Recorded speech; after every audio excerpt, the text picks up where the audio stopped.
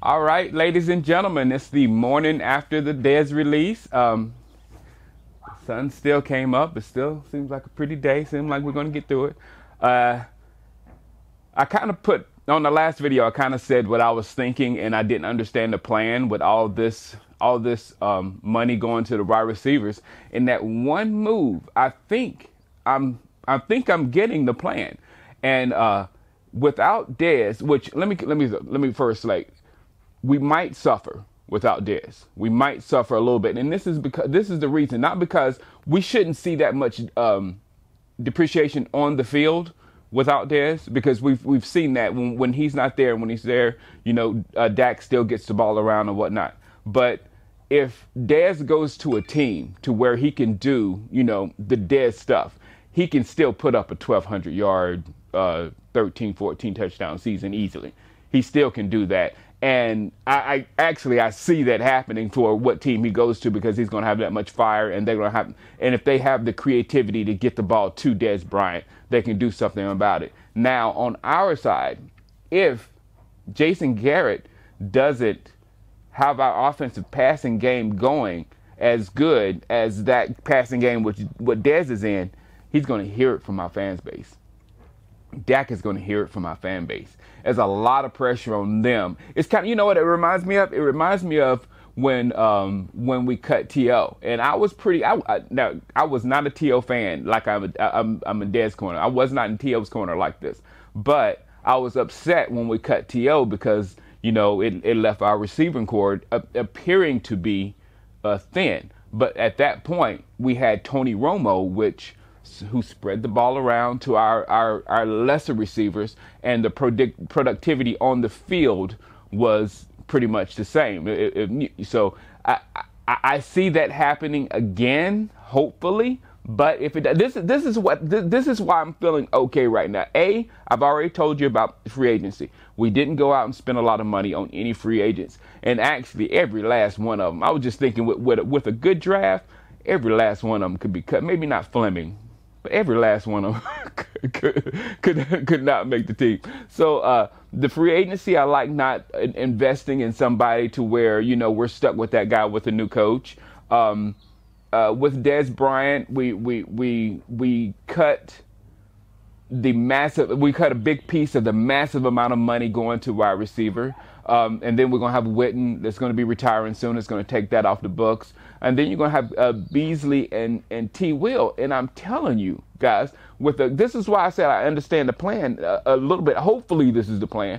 But if we draft, let's say like we did in defensive backs last year, if we do that with receivers this year, maybe drop down a little bit in the beginning of the draft to get more picks and throw 4 receivers at this crew, man, they might beat out Beasley. They might beat out T. Will. Who knows? You know what I'm saying? Then we have Switzer coming up with these new guys as well. So we could be retooling and having a real young and inexpensive receiving core, which I would absolutely love. So that, coupled with this, and we got to pull for Jason Garrett this year. We've got to, because that is best case scenario, that Jason Garrett has Dak working on a high level when it comes to the passing game, the running game working well, the offensive line, and everything just comes together this year, and the whole plan just works. That's the best case scenario, But if Jason Garrett can't get it done this year, then it can be easily fixed with bring a new young coach in, a new coach with new ideas in, and that coach will have weapons. He will have weapons in wide receivers. He'll have weapons back there to backfield. He'll have a quarterback that can win with and could be a pretty dangerous weapon himself. And then you'll have a defense that's transitioning into like the Seattle defense, which I really like it. That's up and coming. So this year might be a tough year. It's going to be like last year when I told you last year, we remade our entire secondary, so don't get too, juiced up on what can happen last year. The next year is like that as well. The passing game is going to take a big change next year, especially without Dez or whatever. And I want to say one thing that might make me mad, and I had to say it because I just thought of it. One of the main problems with Dez Bryant wasn't Dez Bryant. It was the fact that we felt like we had to force the ball to Dez Bryant, which messed up all the offensive flow or whatever. So if we go and we get a Calvin Ridley in the first round, wide receiver, then we're going to have to force the ball into him, or people are going to say, oh, he's a bust, he's no good, he's not good, he wasn't worth the pick or whatever. You have to validate your pick. You know what I'm saying? It's kind of like when you pay a lot of money to a player, you have to validate that contract. So then, the offensive game plan will be feeding that guy because he's good. If we get, our defense in the first, or maybe even the second round, I can do a wide receiver in the second round, but like a DJ Moore, good Lord. But I can do a receiver kind of early, but the first round, get that defensive stud, and then just trickle some wide receivers in through the draft, a second round or a third round or a fifth round or whatever, and throw them at the crew and see what rises to the top. Because receiver is kind of like running back. You can get a guy later on that's gonna blow up or whatever. So my draft wish list is gonna have a lot of receivers on it. But it's not going to be a lot of receivers at the top of the draft, I don't think. So when my top 10 comes out, maybe Monday, look for some receivers in there. All right, guys, that's all. I mean, I am going to root for Dez. It's similar to D-Ware. I was a big D-Ware fan. I swear he spoke to me one day.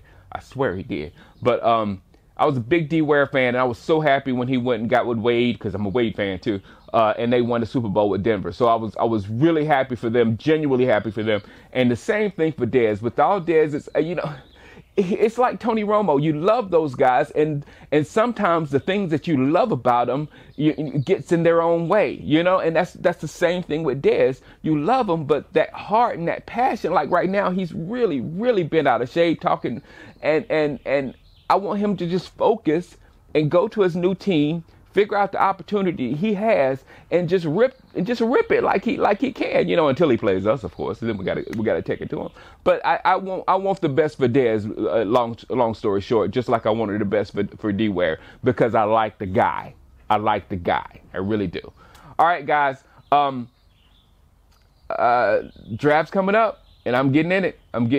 This is really juicy. I mean, this morning I woke up looking at wide receivers. So this last move, even though it was really emotional yesterday and it really threw us for a loop, this morning I got up looking at DJ Chark, DJ Moore, Christian Kirk, a lot of these Sutton, that dude from, I can't even say his name, Brown from Notre Dame. There's a lot of interesting pieces we can have on our new team. But just think, man, in a matter of like 13 months, we have no more Dez, no more Romo.